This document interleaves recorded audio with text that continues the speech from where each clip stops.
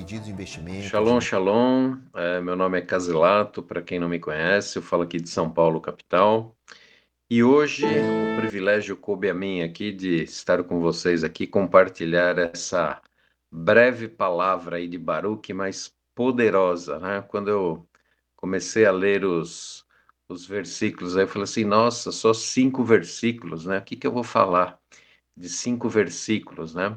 Mas aí quando a gente começa a anotar as coisas, né? Aí os downloads começam, né? E aí você vai aprofundando aí, né? Então eu tive que parar em 4 páginas aí, né? Mas eu vou ser muito conciso hoje, para a gente poder ter tempinho, ter um tempo de compartilhamento aí um pouco maior. Então, assim, apesar desse capítulo 45 aí de Jeremias ser curtinho, ele é poderoso e tem uma lição, assim, muito tremenda para nós, né? E hoje não é chicote, né? Essa palavra aí é uma palavra de encorajamento, é uma palavra de ânimo, é uma palavra, assim, abençoada. E vocês sabem que esse capítulo 45 ele é interessante pelo seguinte, eu não sei se todos sabem, né? Mas o livro de Jeremias, ele não segue à risca, assim, uma ordem cronológica. Então, por exemplo, esse capítulo de hoje, para a gente ter um entendimento assim um pouquinho melhor, a gente teria que voltar aí alguns anos no reinado do reinado de Josias, que era o pai do atual rei, né, que estava aí no capítulo 45. Então, assim, quando o Baruque ele estava escrevendo essa profecia, que Jeremias ditava, essa palavra que nós vamos compartilhar hoje, na realidade, ela foi dada para Jeremias ali na altura do capítulo 38 de Jeremias. Então, assim, naquela época, o Senhor, ele dá uma palavra profética específica para Baruque, né? Que é o que nós vamos compartilhar hoje. Então, naquele contexto ali, e até o fim, né, de Jeremias, a gente vê, assim, Baruque como um companheiro, assim, fiel, antigo, confiável, que ele era, na realidade, o secretário, um tipo de secretário, e o escriba de Jeremias, que durante todo o ministério de Jeremias, ele é que foi o responsável por anotar todas as profecias, né? Então, cronologicamente, esse capítulo que a gente está compartilhando hoje, ele deveria estar logo após o capítulo 36, versículo 8, tá? Então, assim, o que eu quero destacar hoje aqui nesse capítulo é o seguinte, é que Baruque, ele foi um parceiro, assim, muito fiel a Deus, principalmente a Adonai e a Jeremias. Então, assim, a gente vai analisar um pouquinho da fidelidade de Baruque, tanto ao Senhor quanto a Jeremias, só que essa fidelidade, essa obediência teve preço, né? E a gente vai fazer uma analogia com as nossas vidas, né? Porque a gente sempre tem que entrar dentro do texto e pegar essa lição para nós, né? Como nós sendo Baruques, né? Então, assim, no versículo 3, que é o versículo aí mais contundente, Baruque ele sente, assim, o peso, né, do seu chamado, o peso da obediência, de estar ali do lado de Jeremias. Vocês vão entender daqui um pouquinho que eu estou falando sobre isso. Então, assim, porque ser o escriba de Jeremias dentro daquele contexto não era nada fácil, entendeu? Porque Jeremias era um profeta que ele não tinha muito reconhecimento, ele não era simpático, ele não era popular, e ele desagradava tremendamente ao rei e a muitos líderes. Então, assim, você ficar do lado de uma pessoa que não é popular, que não é benquista, não é fácil, né? A pressão, ela sobe muito. Então, assim, constantemente as vidas deles, tanto de Jeremias quanto de Baruque, muitas vezes ela ficava ali ameaçada, né? Inclusive de morte. Então, no versículo 3 a gente vê aqui o desabafo, o desânimo, a exaustão de Baruque, né? Ele fala o seguinte: ai de mim agora, porque me acrescentou o Senhor tristeza sobre a minha dor. Estou cansado do meu gemido e não acho descanso. Então, assim, nesse versículo 3 aqui, tem uma lição importante para nós aqui, né?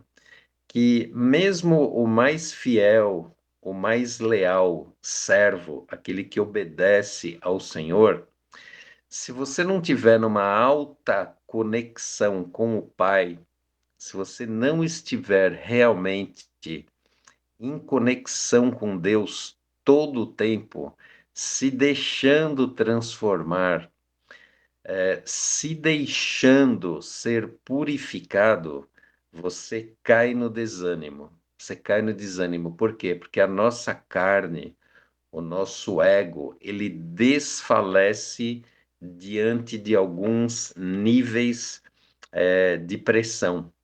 Então, assim, dentro desse contexto, Baruch ele ficou muito, muito abalado, principalmente pelo fato que eu vou citar após esse trechinho aqui que estou conversando com vocês, né?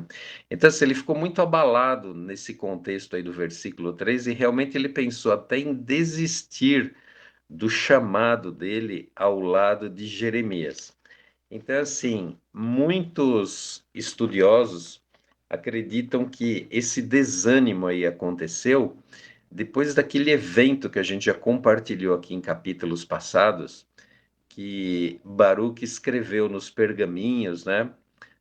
Diversas profecias, coisas que o Senhor mandou, palavras que o Senhor mandou entregar ao rei, e numa delas o rei ficou completamente indignado, ele rasgou os pergaminhos, queimou os pergaminhos e ainda mandou que tanto Baruque quanto Jeremias fossem mortos, né? Então, vocês imaginem a pressão desse momento aí, né?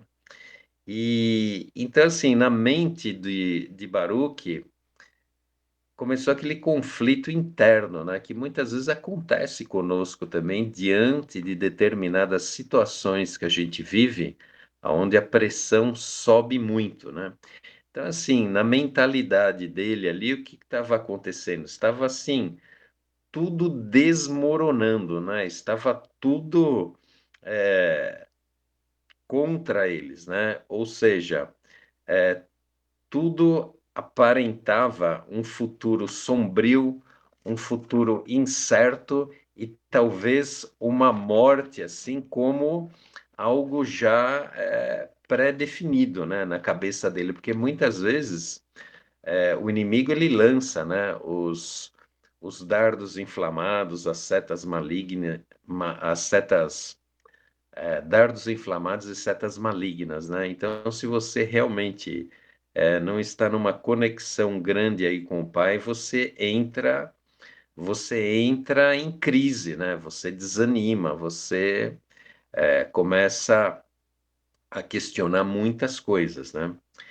Então, assim, ao escrever as profecias, né, Baruque, ele sabia que todas aquelas profecias que ele estava escrevendo, que aquilo tudo ia se cumprir, né? Que Judá ia ser destruída, que Judá iria para o exílio, que viria um juízo assim a sério sobre Judá. E ele estava ali, né? Ele estava ali junto com Jeremias.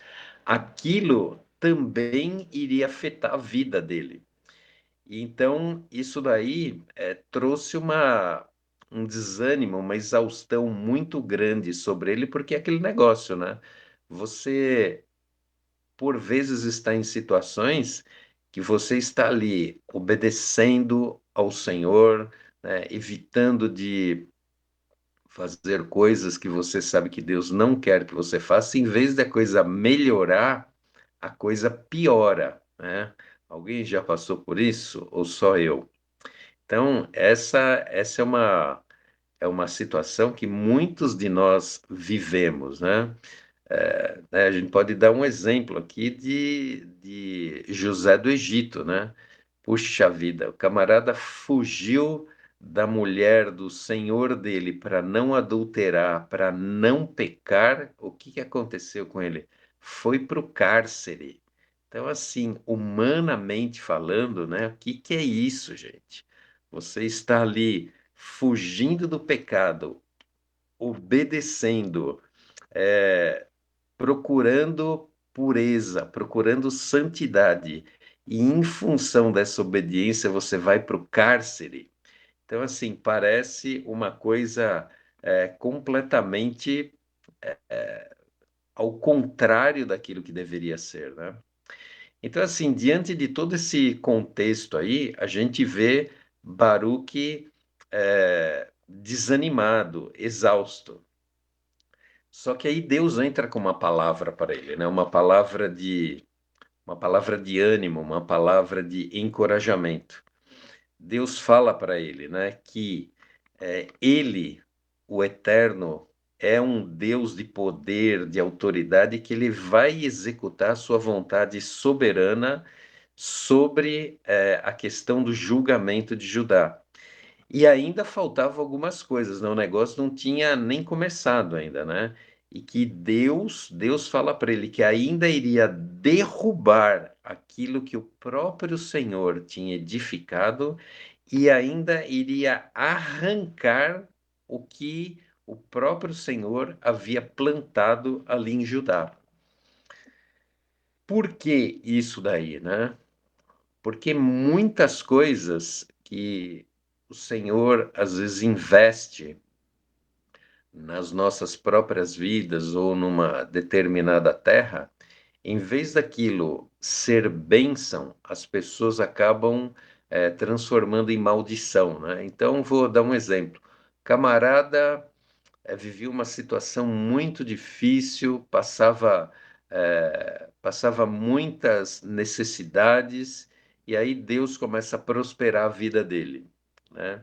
Então, todo fim de semana, a pessoa estava na igreja ali e tal, com os irmãos, lá, porque não tinha dinheiro para ir viajar, para fazer algumas coisas que poderiam abençoar ele se fossem feitas com equilíbrio. Aí a pessoa começa a orar, começa a obedecer, começa a viver uma vida plena com o Senhor, Deus começa a abençoar ele financeiramente. Aí o que que ele faz? Ele pega, compra uma casa na praia, compra uma casa no campo, aí ele some do convívio, porque todo fim de semana ele vai viajar, entendeu? Some da comunhão. Então, assim, aquilo que poderia abençoar se torna um altar, se torna um Deus. E aí, muitas vezes, para a pessoa cair na real e enxergar, muitas coisas têm que ser arrancadas, né, para que a pessoa enxergue isso. Isso acontece muito sobre nações, né? Que nem nesse contexto aqui de Jeremias, Judá vivia um tempo de prosperidade, vivia um tempo de suprimento, e quando as coisas estão muito boas, estão muito confortáveis, muitas vezes isso daí acaba cegando, principalmente os líderes, né, do pecado que está acontecendo naquele tempo de prosperidade. Então, assim, por vezes, para o ser humano, é muito mais perigoso, é muito mais perigosa a prosperidade, às vezes, do que a escassez, entendeu?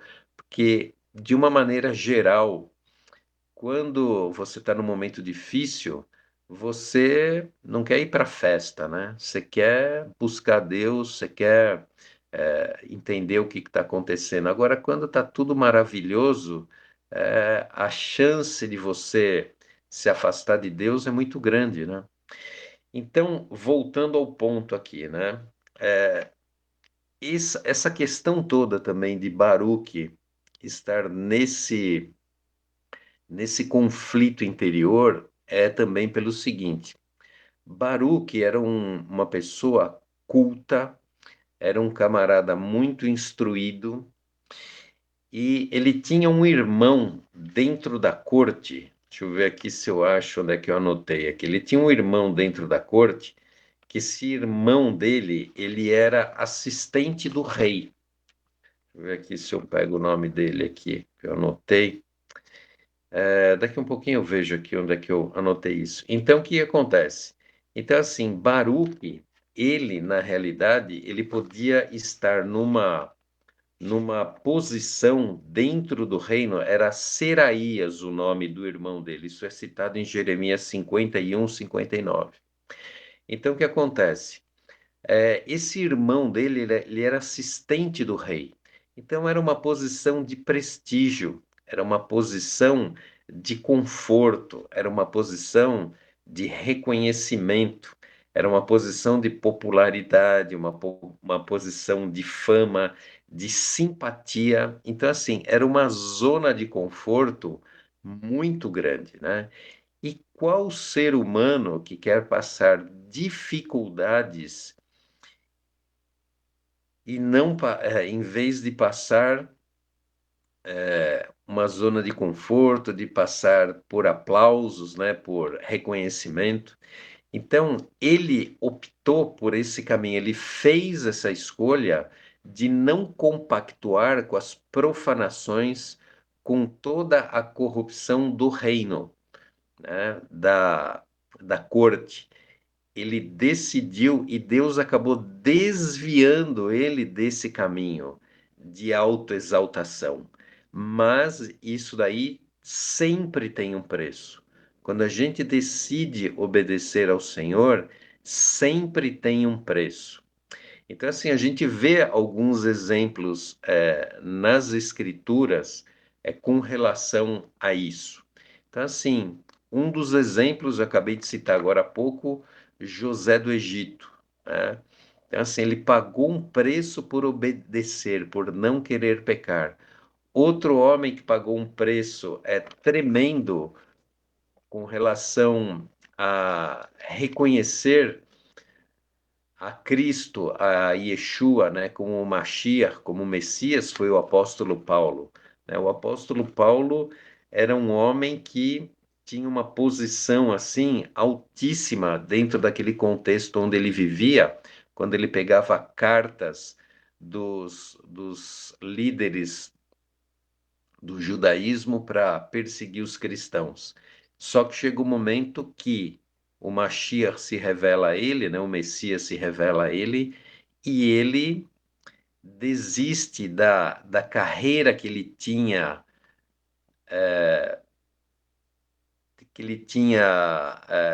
diante dele, porque ele estava sendo treinado, o apóstolo Paulo, para vir a ser sumo sacerdote, dizem alguns estudiosos, né? Então, diante daquele cenário onde ele passa a crer em Yeshua como o Messias, a gente que é cristão, a gente não tem a menor noção hoje em dia quando um judeu ortodoxo ele passa a crer em Yeshua como Messias. Simplesmente ele é extirpado dentro da comunidade judaica, entendeu? Ortodoxa. Muitas vezes ele é abandonado pela própria esposa, pelos filhos, é impedido de ter contato com os netos. Então, assim, ele é tido como um traidor, entendeu? A gente não tem noção do peso que é isso, né? Da realidade que é isso. O apóstolo Paulo, ele fez essa escolha. Então, ele saiu de todo um contexto ali, onde ele era fariseu dos fariseus, né? E esse fariseu aqui não é de modo pejorativo, porque Yeshua, Jesus, era fariseu. O apóstolo Paulo era fariseu. Então, assim, como em todas as vertentes religiosas, sempre tem pessoas que são hipócritas, né? E muitas vezes o Senhor ele combatia isso, mas os fariseus eram aqueles que procuravam realmente cumprir a palavra e obedecer a Deus. Os saduceus, na realidade, é que eram pessoas assim, muito mais hipócritas e que pecavam muito dentro do contexto judaico, né? Mas isso foi muito distorcido aí dentro da teologia. Então, é só um parênteses aqui, né? Então, voltando, a gente vê que o apóstolo Paulo, ele pagou um preço altíssimo por obediência, por posicionamento. Depois que ele tem a revelação de Yeshua como Messias, ele estuda 14 anos novamente de Torá, dos fundamentos da palavra, 14 anos, para depois começar a ensinar a palavra de Deus, agora com a visão do Messias, com a visão de Yeshua como Messias. Então, assim, a vida de Paulo não foi uma vida nada fácil, né? Por quê? Por obediência. Então, assim, isso ocorre conosco hoje. Hoje nós somos os Baruques, né? De certa forma. Então, por quê? Porque, assim, se você for optar por um caminho de obediência a Deus, de obedecer ao Senhor, a pressão em algum momento vai subir, até porque você vai entrar num período de treinamento, onde o Senhor, através de circunstâncias que Ele vai permitir muitas vezes, Ele vai ter que arrancar de dentro de você muita coisa que te impede de crescer no relacionamento com Ele, que te impede de se tornar uma pessoa que reflita a pessoa do Pai aqui nessa dimensão que nós estamos, né? Deus vai ter que derrubar dentro de você muita coisa que foi edificada, por vezes não por Ele, mas por heranças espirituais que você recebeu. Ele vai ter que fazer todo um processo de refino dentro de nós. E as grandes lições que transformam a gente, que por vezes não são nada fáceis, né? Um exemplo, vamos supor, a gente vê casos reais sobre isso, né? O camarada que pegou um filho teu, uma criança, estuprou, matou e depois Deus te manda perdoar essa pessoa. Eu não faço nem ideia do que seja isso, né? Mas existem relatos de pessoas que já perdoaram nesse nível, né? Nesse nível. E às vezes a gente fica com dificuldade de perdoar alguém que ficou devendo um dinheirinho aí pra gente, né? Ou alguém que foi meio rude com a gente, que deu uma resposta pra gente meio atravessada, né? Então, gente, o ponto principal aqui dessa meditação de hoje é o seguinte: o que, como nós respondemos, como nós nos posicionamos diante de um cenário onde a pressão sobe muito, onde nós somos tirados da zona de conforto, aonde a gente muitas vezes tem que ser impopular, onde muitas vezes você tem que falar determinadas verdades, né? Sem ferir, sem ser mal educado, sem ser agressivo, mas se posicionar diante de determinadas coisas para que as pessoas possam ver que a tua vida com Deus é de verdade, né? Não é uma mentira. Então, a grande lição de hoje aqui, a gente se colocando como baruques, né? Como é que fica esse conflito interno? Porque não é fácil muitas vezes você ser obediente, você ser bem posicionado com relação a escolhas que a gente tem que fazer todos os dias. Então, por exemplo, vou dar um exemplo muito real aqui do dia a dia, né? A gente sabe que nas gerações anteriores aí dos nossos pais, dos nossos avós, era muito difícil um divórcio, né? Por diversas razões. Mas hoje em dia, principalmente nessa geração que tem 30, 40 anos, 20 anos, as pessoas se divorciam, por exemplo, por motivos muitas vezes fúteis, né? Então, assim, na geração das nossas avós, dos nossos pais, a gente conhece histórias assim de mulheres que sofriam assim tremendamente, né, com maridos rudes, com maridos que faziam da vida delas um verdadeiro calvário e não havia o divórcio. Só que hoje o divórcio, ele é uma coisa que acontece de uma forma assim muito fácil, né? Então, assim, uma das coisas que Deus tem trabalhado muito comigo nos últimos anos é dentro desse contexto também. Por quê? Porque esse caminhar com Deus, esse processo de você ir obedecendo a Deus e Deus ir te transformando, me levou no ponto que eu estou hoje, sabe? Então, assim, hoje eu entendo que o Senhor, ele colocou diante de mim, assim, a escolha de eu perseverar dentro do meu casamento, porque quem já não pensou, né, em alguma situação, em alguma crise do casamento, né, de jogar tudo pro alto, né, jogar tudo pro alto, falar assim, ó, quer saber, isso aqui, porque o culpado é sempre o cônjuge, né, nunca é você, né, você é 100%, você não tem defeito. O cônjuge que é sempre o culpado, né? Então, em todo casamento sempre tem, né, esses momentos, né, de jogar tudo pro alto, vou me separar, vou viver minha vida, porque é muito mais fácil eu estar sozinho do que nesse relacionamento, porque eu quero as coisas certas e o meu cônjuge não quer e tal, babá. Mas assim, hoje, né, eu tô com 33 anos de casado, salvo algum erro aqui, né? Com a mesma esposa, única. Então, assim, eu enxergo hoje o seguinte, que eu fui escolhido pelo Senhor para me posicionar e obedecer para que muitas heranças espirituais, ou alguns falam também maldições espirituais, parem em mim, não sigam para minha descendência.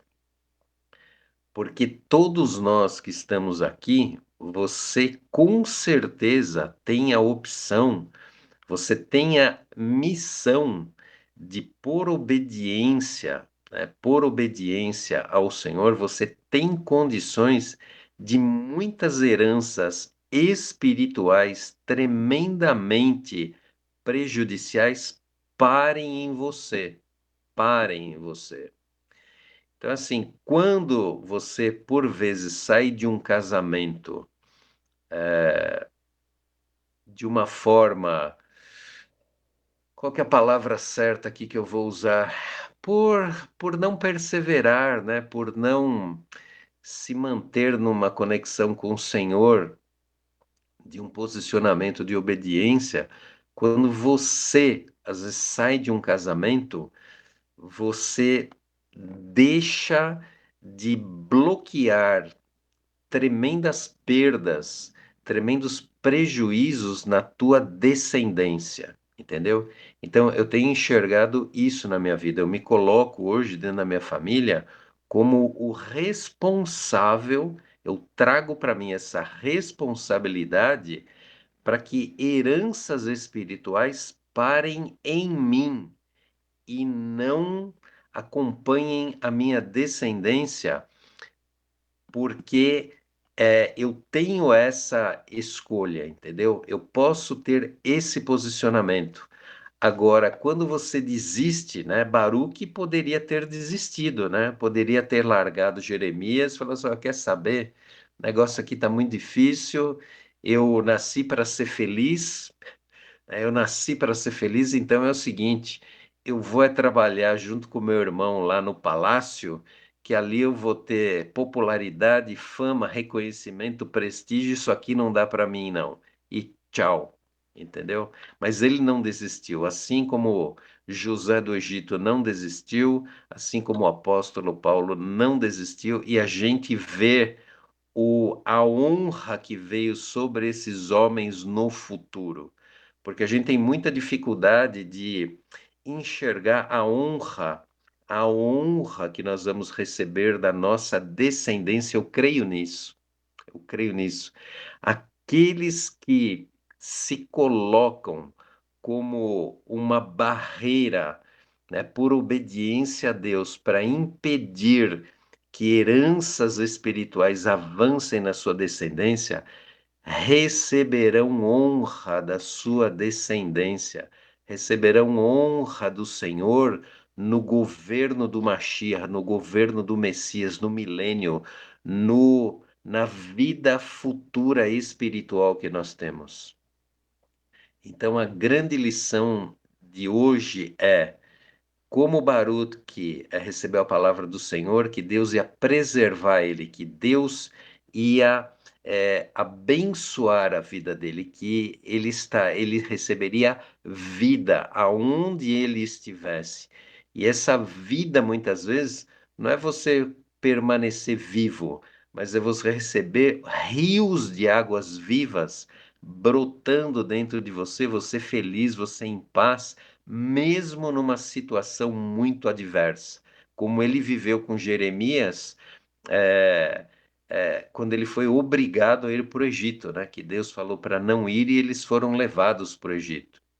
Então, meus queridos, o que eu deixo aqui de reflexão nessa manhã é isso.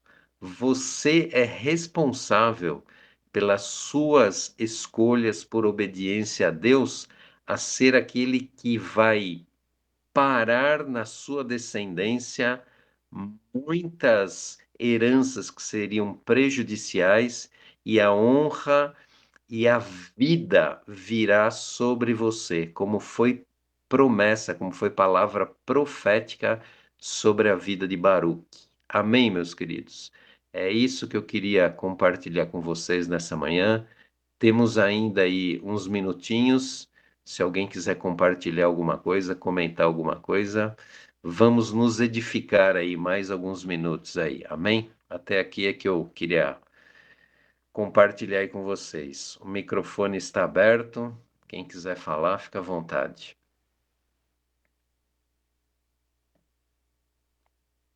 Shalom, shalom, com licença. É muito difícil encontrar essa alegria nos momentos que estamos sendo testados. A fidelidade e a perseverança, elas não devem ser pautadas em sentimentos. Muitas vezes são momentâneos, e eles são, porque o Senhor diz na palavra que é leve e momentânea a nossa tribulação. Nós não somos testados em provas que humanos não resistam. E o Senhor, ele diz para nós não ficarmos desanimados quando somos por ele repreendidos ou testados, como diz Hebreus 12:5.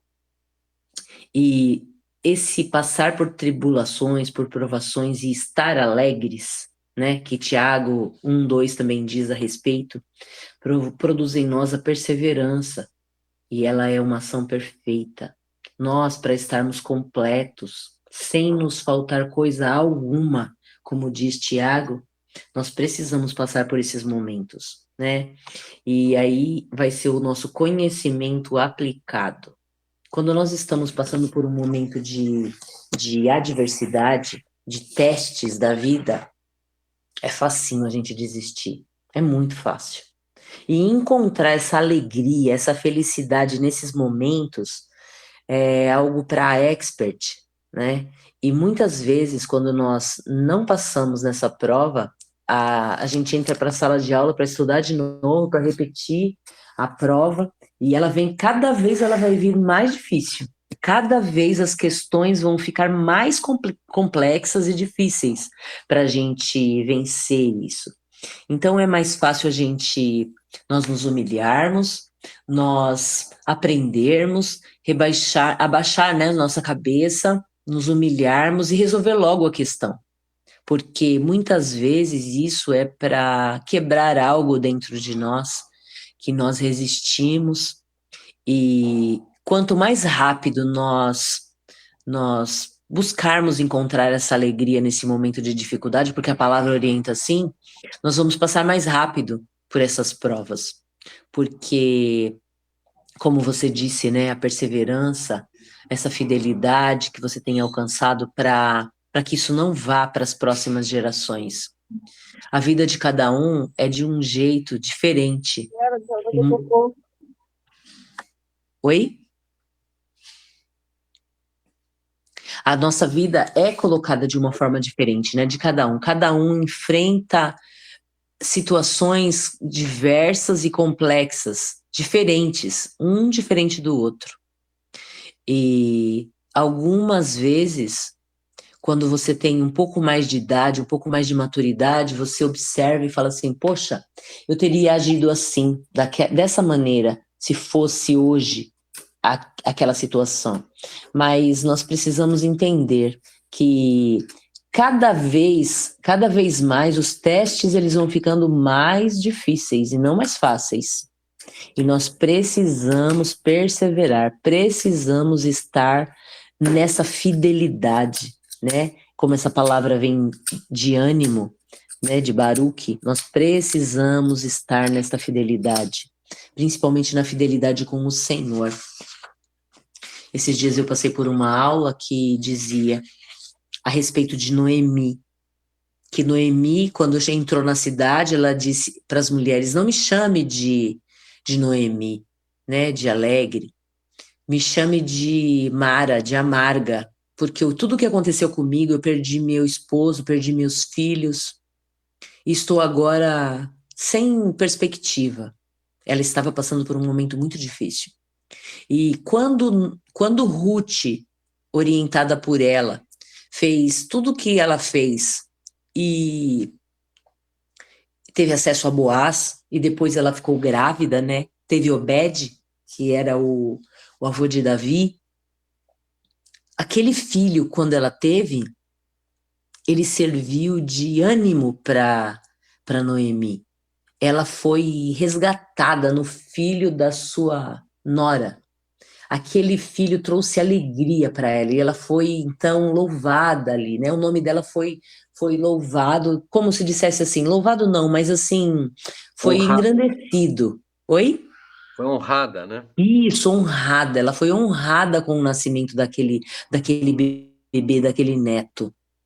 E você percebe como o Senhor mudou a situação dela, né? A vida dela. Então nós precisamos entender que essa fidelidade de Ruth, muitas vezes nós precisamos ter essa fidelidade também para honrar outras pessoas. Você vê, e isso é muito forte, muito forte. Esses dias eu pude ler Jeremias de novo, novamente, e também estar ouvindo o livro todo. Quando você vê um capítulo sozinho, você enxerga de uma maneira.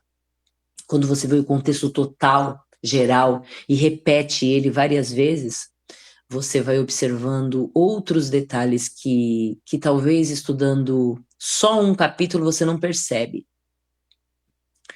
Eu recomendo que nós venhamos ler, estudar várias vezes. Por quê? Porque entra um temor dentro do nosso coração com relação a muitas coisas.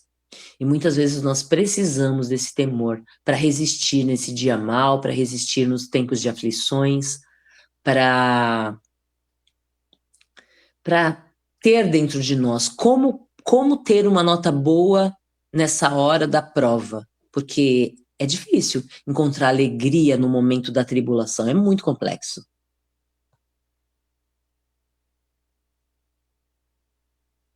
Amém. Obrigado, Regina, aí pela participação. Não sei se alguém mais quer falar alguma coisa, porque eu não vou pegar o microfone de novo, viu? Eu já falei muito. Viu? Dou-lhe uma, dou-lhe duas, dou-lhe três. Ninguém quer mais falar, vamos orar então. Senhor, nosso Deus e Pai, te louvamos, te glorificamos, exaltamos o teu nome, porque só o Senhor é santo. O Senhor é um Deus bendito. Oh, nós te cultuamos aqui, Senhor, porque o principal motivo de estarmos aqui nessa manhã é te cultuarmos, ó Deus, é rendermos adoração a ti, Senhor, porque quanto mais nós te adoramos, mais nós nos tornamos parecidos contigo, Senhor. Oh, Pai amado, é isso que o Senhor deseja, Senhor, quando o Senhor nos instrui a te adorar, é que nós venhamos a estar mais parecidos contigo, Senhor. Por isso nós te adoramos aqui nessa manhã, Senhor. Ó Pai, continua ministrando essa palavra nos nossos corações no dia de hoje, Senhor. Ó Pai, que posicionamento, que obediência tem preço, mas tem recompensa também, tem honra. Oh, tem a garantia da tua proteção, da tua mão sobre nós, Senhor. Oh Pai, ajuda-nos, Senhor, ajuda cada um de nós aqui a não supervalorizarmos a nossa vida física aqui nessa dimensão, Senhor. Oh, Pai, mas supervalorizarmos, Senhor, a nossa vida eterna ao teu lado, Senhor. Porque, como diz na tua palavra, nós não devemos temer aqueles que podem matar o nosso corpo físico, mas nós devemos temer aqueles que podem matar a nossa vida eterna contigo, impedir a nossa vida eterna contigo, Senhor. Sê conosco nesse dia. Enche-nos da tua presença, Senhor. Refina os nossos corações, Senhor. É o que nós te pedimos aqui como teu corpo, Pai. Em nome de Yeshua. Amém, amém e amém. Última oportunidade, hein? Mais 4 minutinhos aí. Alguém mais quer falar? Senão a gente termina aqui.